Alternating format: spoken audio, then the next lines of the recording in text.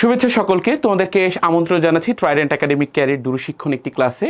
আজকে আমরা কথা বলবো মধ্যযুগের কবি শাহ মোহাম্মদ সগীরের বন্দনা কবিতাটি নিয়ে। আমরা যদি বাংলা সাহিত্যের যুগ বিভাজনের দিকে তাকাই তাহলে আমরা দেখতে পাবো যে বাংলা সাহিত্যকে আসলে তিনটা যুগে ভাগ করেছে: প্রাচীন যুগ, মধ্যযুগ এবং বর্তমান যুগ। তো আজকে যে কবিতাটা পড়বো সেটা আসলে মূলত মধ্যযুগের একজন কবি শাহ মোহাম্মদ সগীর, তার একটা কবিতা যার নাম হচ্ছে বন্দনা। বন্দনা শব্দটির যে শাব্দিক বিবেচনা করি আমরা, তাহলে শাব্দিক অর্থ হবে হচ্ছে গিয়ে আরাধনা করা, স্তুতি করা।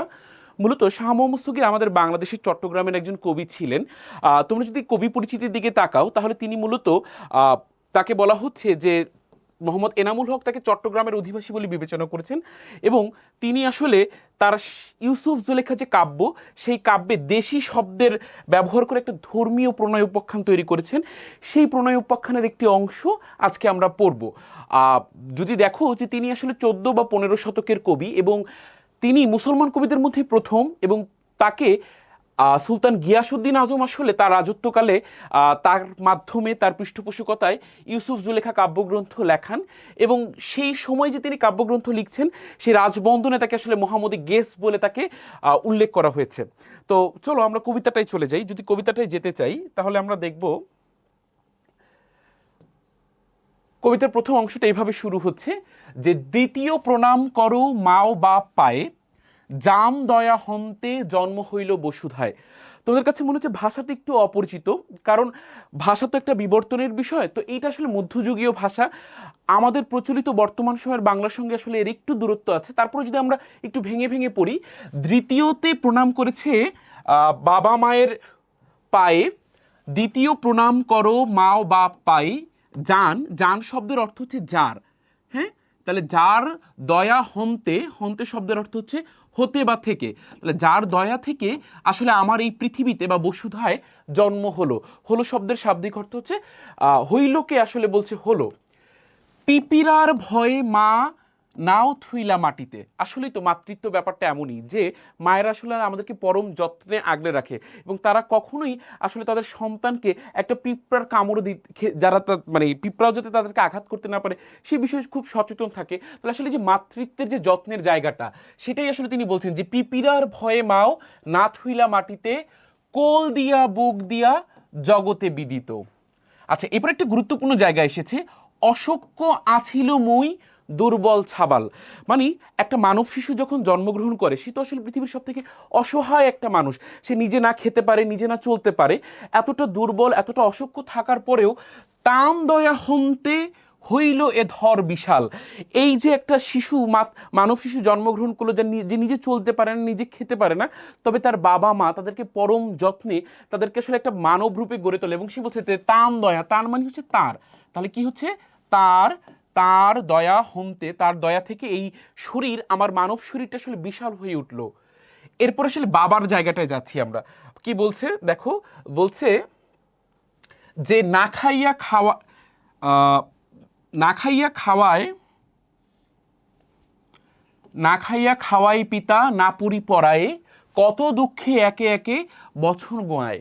অর্থাৎ এই যে বাবারা, বাবাদের যে আত্মত্যাগ, সেই বিষয়টাও আসলে শাহ মোহাম্মদ সগীর তার এই বন্দনা কবিতা নিয়ে এসেছেন। তিনি বলছেন যে বাবা নিজে না খেয়ে, নিজের উদরপূর্তি না করে আসলে সন্তানের জন্য তার যে আত্মত্যাগ, সেই আত্মত্যাগের কথাই তিনি বলছেন। বলছেন যে না খাই খাওয়াই পিতা না পরি পরায়ে, কত দুঃখে একে একে বছর গোয়ায়। অর্থাৎ তার সন্তানের পৃষ্ঠপোষকতা করতে, সন্তানকে লালন পালন করতে গিয়ে কিন্তু তার বাবা আসলে তার জীবনের অনেকগুলো বছরকে পার করে দিচ্ছে। পিতাকো নেহাই জিউ জীবন যৌবন, কনে বা সুধিব তাম ধারক কাহন। পিতা আসলে তার যে জীবন বা যৌবন সেটা আসলে উপভোগ করে না, কারণ একজন মানে পুরুষ যখন পিতৃত্বকে বরণ করে তখন তিনি আসলে তার যৌবনের একেবারে মাঝামাঝি সময় থাকে, ফলে তার জীবনে অনেক ধরনের এক্সাইটমেন্ট আসতে পারে, রাইট? কিন্তু তিনি কি করছেন, তিনি তার জীবন যৌবন সবকিছুকে উৎসর্গ করে দিচ্ছেন সন্তানের কল্যাণ কামনায়। কনে বা সুধিব, কনে মানে কিভাবে আমি তার ঋণ শোধ করব, ধারক কাহন, কাহন মানে হচ্ছে কি মুদ্রা বা পয়সা বলতে পারি, তার ধার, বা কিভাবে আসলে কোন মুদ্রা দিয়ে তার এই পিতার আত্মত্যাগের ঋণ আমি পরিশোধ করব।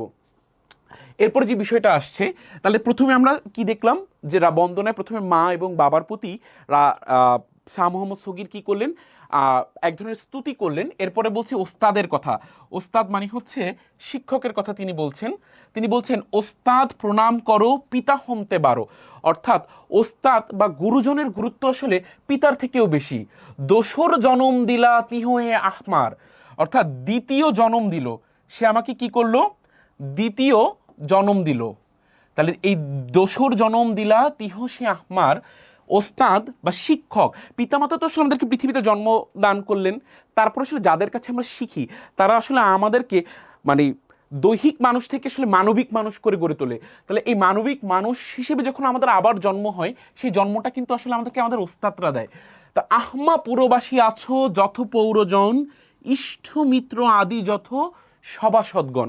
তোমাদেরকে প্রথমেই বলেছিলাম যে এটা আসলে ইউসুফ জুলেখা যে মহাকাব্য, সেই কাব্যের একটা অংশ বা বন্দনা অংশ। তো যখন এই বন্দনা করা হতো, রাজসভায় আরো বাকি সভাসদরা বা যত সকল নগরবাসীরা ছিল তারাও চারপাশে বসে থাকতো। তো তখন বলছে আহমা পুরবাসী, আহমা শব্দের অর্থ হচ্ছে আমার। হ্যাঁ, তাহলে এটা শব্দের অর্থ কি দাঁড়ালো? আমার। তাহলে আমার যত নগরবাসী বা পুরবাসী আছো, যত পৌরজন আছো, তাদেরকে আমি বলতে চাচ্ছি যে তার সবার পদে মহার বহুল ভক্তি, অর্থাৎ সেই নগরবাসীর কাছে তিনি আসলে ভক্তি প্রণাম জানালেন।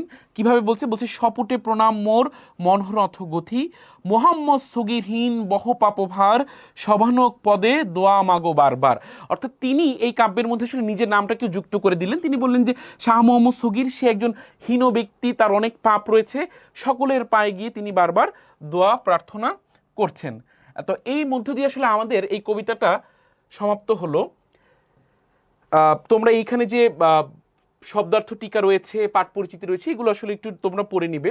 তবে আমি যে কথাটা আসলে বলতে চাচ্ছি যে এই আমাদের মধ্যযুগের যে বন্দনা কবিতা, এই মধ্যযুগের বন্দনা কবিতার মধ্য দিয়ে আসলে শাহ মোহাম্মদ সগির যে বিষয়গুলোতে গুরুত্ব আরোপ করলেন, সেই গুরুত্ব আরোপ করার বিষয়গুলো হচ্ছে যে পিতা মাতার গুরুত্ব কতটুকু, এবং তারা আসলে আমাদেরকে মানব শিশু হিসেবে জন্ম দিয়ে পৃথিবীতে এনেছেন, তাদের যে দায়বদ্ধতা, এবং তারা যে আসলে আমাদেরকে পৃথিবীতে এনে নিজেদের যে আত্মত্যাগের কথা বলছেন। এবং এখানে আরেকটা গুরুত্বপূর্ণ বিষয় আসছে, সেটা হচ্ছে ওস্তাদের যে বিষয়টা, তার যে গুরুত্ব। তো এই মূল বিষয়টা আসলে ইউসুফ জুলেখা মহাকাব্যের একটা ছোট্ট অংশ। তো এই কবিতাটি নিয়ে আমরা আরো হয়তো পরবর্তীতে বিস্তারিত আলাপ করব। তোমাদের সাথে আবারও দেখা হবে। এই পর্যন্ত ভালো থাকো।